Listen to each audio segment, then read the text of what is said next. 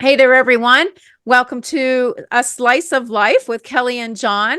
And today we have a very interesting guest who is an author, John Tomasko, who has written a few books, correct?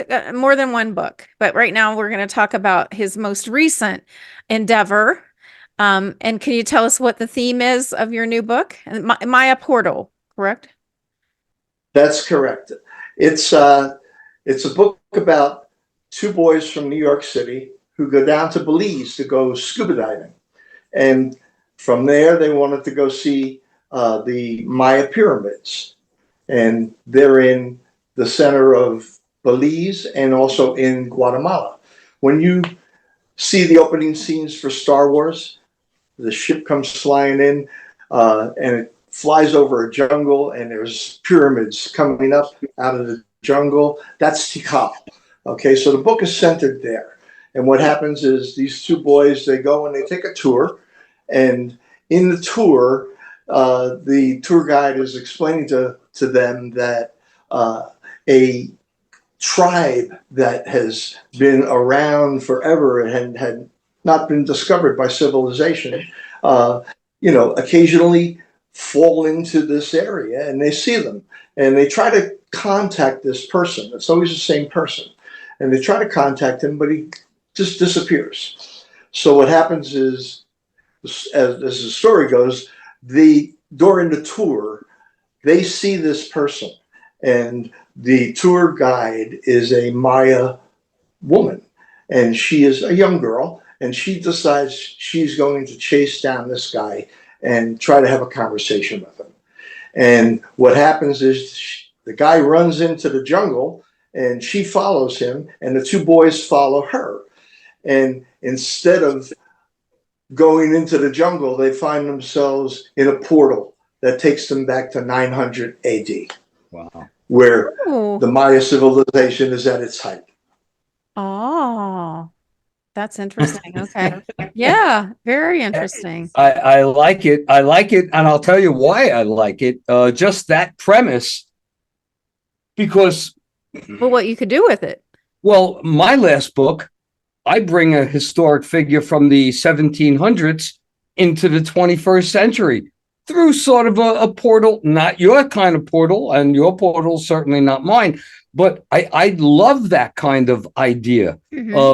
of being able to hear 1 minute at another time in history or just another time in life Yeah. in another minute. So go ahead. Yep. How'd you come up with this? Yeah. Well, I actually went to Belize to get my scuba license. That's how it started 20 years ago. And when I was there, the first time I was there, the place was so beautiful that I ended up buying an acre of beachfront property. I said I wanted to put a bed and breakfast on it, So I started. I had a partner, and we would go down. We'd spend a month, 3 months a year. So we'd come. I worked for as a film technician. So I worked for myself, and I was also a musician. So I could kind of call my own time. And so we would set up times where we would travel down there, try to get our residency papers worked out, all the necessary things to go into a business. And so we got to travel all over this country and got to meet. At the time, Belize only had 200,000 people. There's more than 200,000 people in Lefrak City on the BQE in New York. I mean, it's crazy. So you got to know an awful lot of folks, and from that, you got this history that just kind of you dug into. You felt at home. So that's how it started. Then I got married, and I took my wife. We got married in Belize, Oh, and for our honeymoon, we went to Tikal and climbed the five pyramids, and because you're allowed to climb them. wow. And that's where this story came to mind. I said, how cool would it be to have, because it's actually two separate books, because you're the people on one side of the portal in the 21st century are looking at these two guys running into the jungle after one of their tour guides. So they think she got abducted. So Oh, there's a search going on, oh my and gosh. they're looking for her as if she's, Wow. being held Right. captive somewhere. On the other side, they get there, and it's 900 AD, and the place is, I mean, it's a ruin on the first side, and they get there, and it's a pristine city, and Wow. the head chieftain is cutting the hearts out of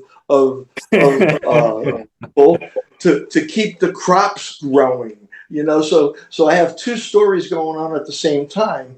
One is Awesome. the search for Kea. That's the girl's, the tour guide's name. And then on the other side, everybody's trying to figure out, if we ever catch these two guys, we're going to put them on trial, and for murder. And that's basically how the story progresses. The guys, they find out, are going to be sent back, are going to actually be executed, because the Oh, girl, the chieftain took as his wife, as a queen. And the guys were going to be the next people to be executed, because he had no need for that. So oh. they were able to escape home. And when they got home, there was a trial. They were put on trial for murder of this girl while she's held captive in 900 AD. So two stories are happening at the same time. Wow. Very intriguing. Yeah, very intriguing. Uh, Makes you want to know more. Yeah, obviously that's a good book, right? You want to know more. oh, it is. I worked as a film technician for NYU Film School, Columbia Film School, and then multiple individual people. Spike Lee was a teacher at NYU. And this was when Malcolm X and all that stuff was going on. When the movie I'm talking about. Mm. Uh, uh, and we worked for De Niro. We worked Oh, wow. for Ben Affleck and Damon when they did Dogma. And basically, what we would do is we only set up the editing rooms. We knew how to work the machines. But while we were working them, we were sitting in these classrooms while they're teaching Ah, these students how to develop a storyline and how to keep things moving with action, how to change scenes and move it along. So when I got into the writing process, I basically used a film format to make that work. The the mhm. the the chapters are short. They're almost like scenes in a movie, and they move quickly. And then you got two times happening at the same time, and a lot of twists and turns happening, which In keeps it interesting. in the story, realizing that we're talking 21st century people, and then they wind up in the 10th century. Uh, do they bring anything with them from the 21st century? Are they loaded with bottles of water and a cell phone or things like that? That's Yeah, that's one of the key things that happened is yeah, the clothing alone. Right. Everybody in 100 AD is wearing a loincloth, and they've never seen a white person before. So here it is. This girl, Wow. she's Maya, and she's beautiful. In the book, she's beautiful, and so of course the chieftain, saw her and wanted her. The two guys, they didn't know what they were. Their clothing was completely bizarre. Sneakers. Nobody knew. One guy's wearing an AC/DC shirt, a t-shirt with cargo pants, Very nice. and so when they get to the cover of the book is the actual pyramid that all the sacrifices take place on. It's called the Temple of the Great Jaguar, and it's a true place. Mhm. And he had the girl Kea brought to the top and of the pyramid, and he's walking around there just checking out the clothing. He knows there's something really wrong here. Who are these people? and he points. She has a fanny pack on, and he points to the fanny pack. Now she can speak. There's 28 Mayan dialects. When you speak about the language, it's Mayan. If you're speaking about the people, it's Maya. Okay, so there's 28 different Mayan languages, Wow. and she knew two of them. And the one of the ones that she knew was kind of similar to what they could deal with, and so they were able to find a syntax that they could work with. And so he points towards the fanny pack that she has around her waist, and which is also another weird thing because it has plastic and the material that no one has ever seen before. So she takes out her iPhone, and she brings it to life, and he sees this thing as coming as a living box, because in his time, it would be that. Does she take pictures of any of this? Oh. She takes a picture of him, and she turns it to him and shows it to him, and he thinks that she captured his soul. She now is holding his spirit within the phone. That's American Indians felt that too when they would have a picture. Exactly. Yeah. And this is, if we saw, a UFO, it would be the same for us, that kind of thing. Right. So now he knelt down because in front of her, and the entire there's a courtyard, and there's a pyramid of the Great Temple, and then at the other side is another pyramid called the Pyramid of the Masks, and in the middle of that is a courtyard, and all the people are in the courtyard watching these strangers that they don't know whether they're gods, whether where did they come from. So when the chieftain kneels down, the entire courtyard kneels down with him, and so he assumes that these people were sent by the people that built the pyramids. Wow. And he calls them the others, and so he said, and he stands up, he says these people are sent by the others, and because he's scared because she's now holding his spirit, and he brings them into his home, welcomes them into his home, and he's trying to figure out the rest of the book how to get his spirit back. Wow. It sounds like it probably will end up being a movie, because when you were first telling the story, I was picturing it as a movie. I was like, oh, this will be a good movie. So, and the book's finished, right? You finished the book? Sorry? You finished the book? Oh, no, it's you can buy it on Amazon right now. Absolutely. Awesome. It's been done for months. It reads like a movie. It's a real fast. In fact, I got lots of reviews on it, and everybody says the same thing, that I tried to put this book down and I couldn't, because the chapters are relatively short, because it keeps you want to see what's next, and you just don't want to. How that idea of keeping that tension alive came from. I worked with one of the filmmakers. It was on that Matt Damon film, and he said Alfred Hitchcock would do this. He said Alfred Hitchcock, when he wrote filmed Psycho, he said you knew that Janet Leigh, as the audience, you knew she was going to get stabbed. You could see the shadow coming up on the shower curtain. You knew what was going to happen. You're almost in your seat, ready to scream, "Watch out! Watch out! Watch out!" And this book does that. It keeps everybody, on that edge. Wanting more. What's going to happen next? That's great. Right, exactly. So I just looked it up on Amazon. It's got 4.9 stars. A 4.9 star. Now, I tend to think, out of all the reviews. We were talking earlier that John and I have some similarities. Obviously, we simply went to the public school system. Am I correct on that, John? Did you do public school in Jersey? I did Catholic school. I was in North Arlington at Queen of Peace. Okay. If you know that Kearney, North Arlington. You Right. guys Right. you were up in Secaucus. Well, yeah, Union City and Secaucus, and I did public school, but the point is, we had an education back then that taught us the simple basics of writing and speaking. I mean, Sure. we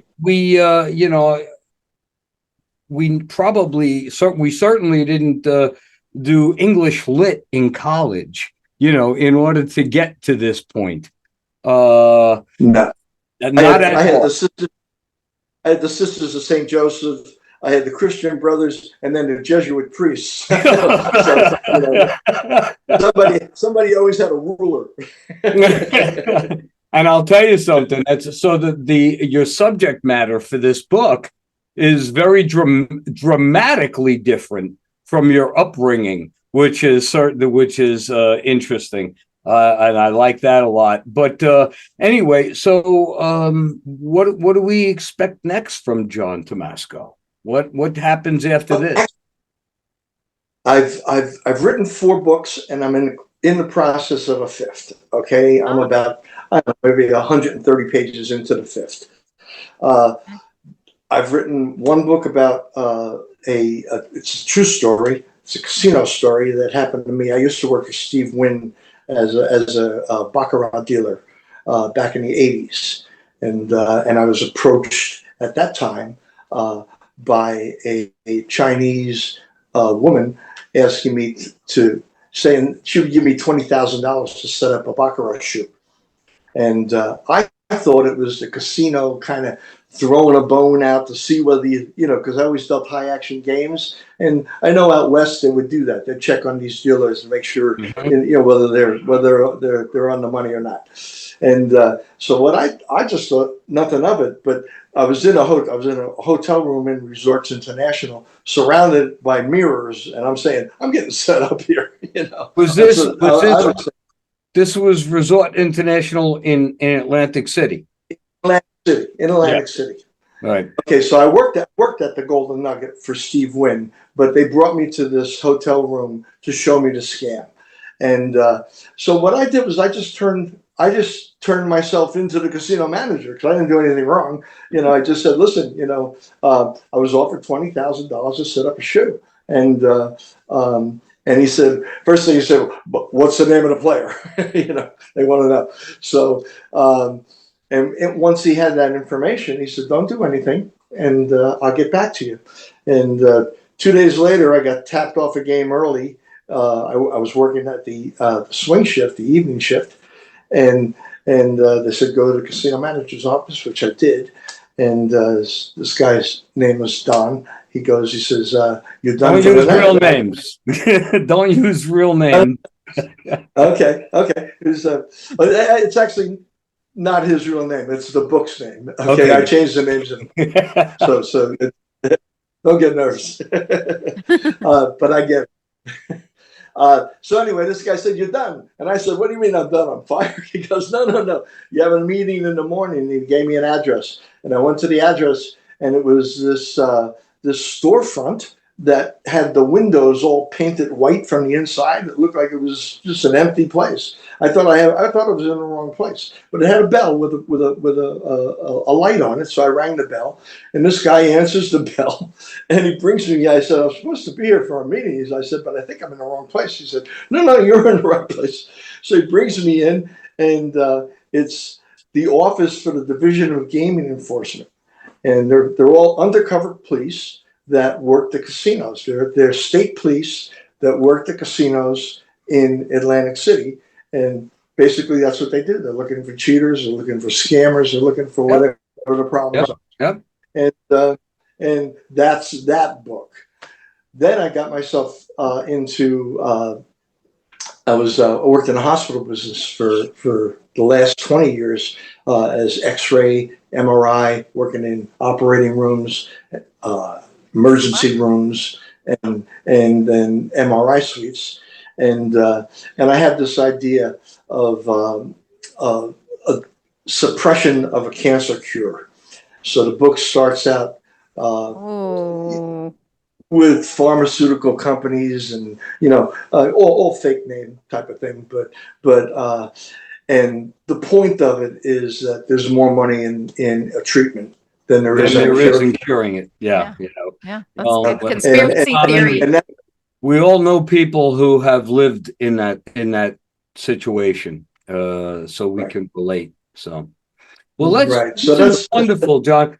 And so the Maya portal is available either through your website or on Amazon, which is great. well. And If you go to www.johntomasko with a K at the end, Tomasko, it will take you directly to your Amazon account. there you And go. all you got to do is order right there. It you takes go. you directly. If you have an account, it will take you to it.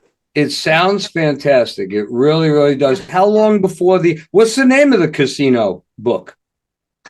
It's called Dying to Win. It's at the publishers right now. We just finished the cover, and of course the book has been done already. And the editor is doing the layout and looking for any mistakes or changes that need to be made. And You think it'll be out I'm soon? thinking I don't want to put 2 books out in a year. So I mean, Right. I think I'd be stepping myself. So it probably towards the end of this year. Well, yeah. Thanksgiving, because Christmas time is a great time for people to give books Yeah. to friends and stuff. Very So good point. trust me on that. Yeah, John, author of 6 books, almost 7 coming up. But I have a question for you, John Tomasko.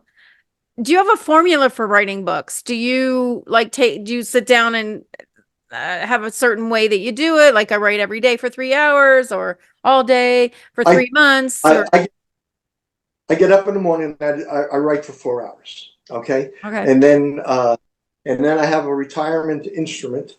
It's the violin, which I'll spend 4 hours writing. Then I'll spend an hour on the violin, an hour on the guitar.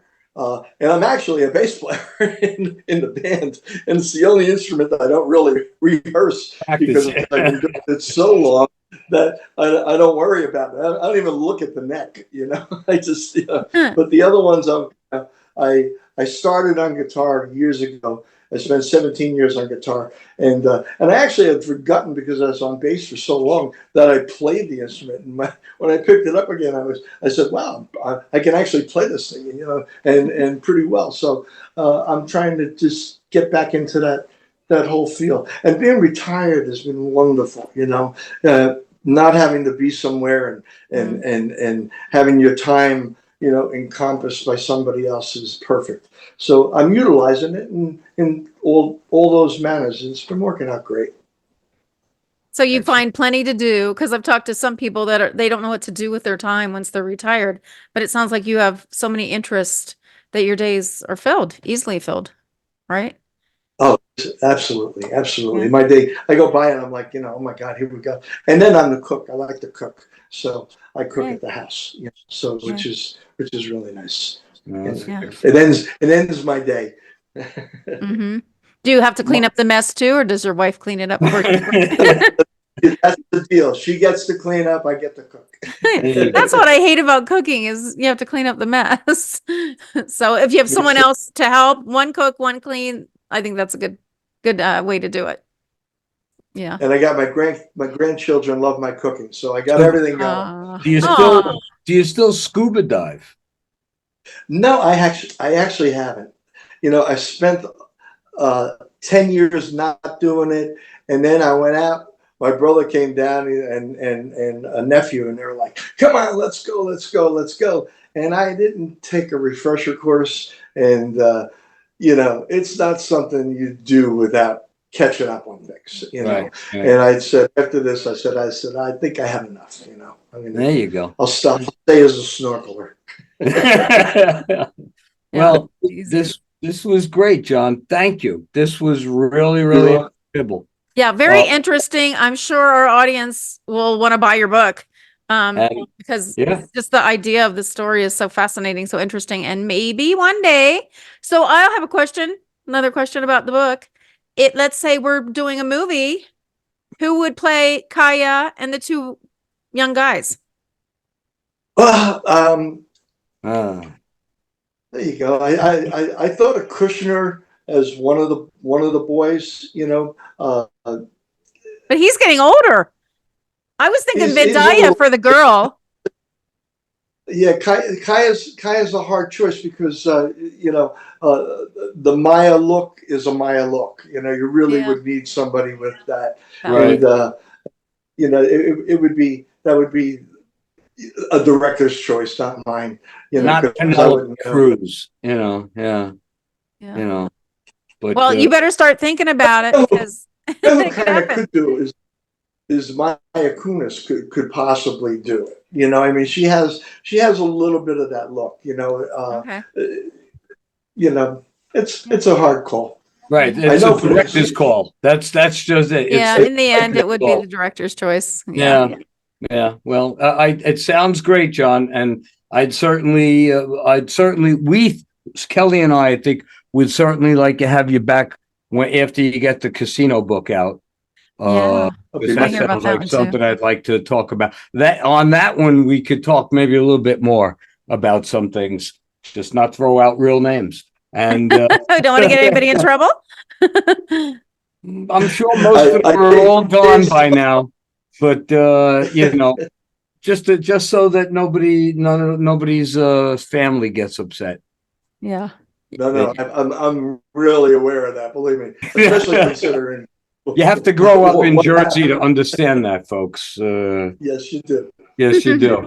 So anyway, there you go. Thank you so much, John. Yeah. It was wonderful. Yeah. Thank you. Nice to Really? hear all about your book and your career. And Yeah. hopefully we'll talk again and hear more about the casino book. Dying to I Win. want to thank the both of you for having me on. All I pleasure. appreciate it very much. Thank you. It was all Okay. pleasure. Thank you. Take Have a care, good John. Thanks. Bye-bye. Good night. See you soon. Bye. Bye-bye. And now let's finish with a disclaimer. All views expressed in this video belong to Kelly Nicholson, John D'Amore, and guests. These discussions do not represent the opinions of any entity whatsoever with which they have been affiliated now or will be in the future. The opinions expressed are solely theirs, and since they are critically thinking human beings, these views are subject to change, subject to revision, and subject to rethinking at any time. These conversations are not meant to be taken as advice and are only for the purpose of entertainment. All statements may be based on hearsay and not necessarily valid proof of any claims in this video. It is not our intention to teach or advise on any topic. Thanks for watching A Slice of Life with Kelly and John.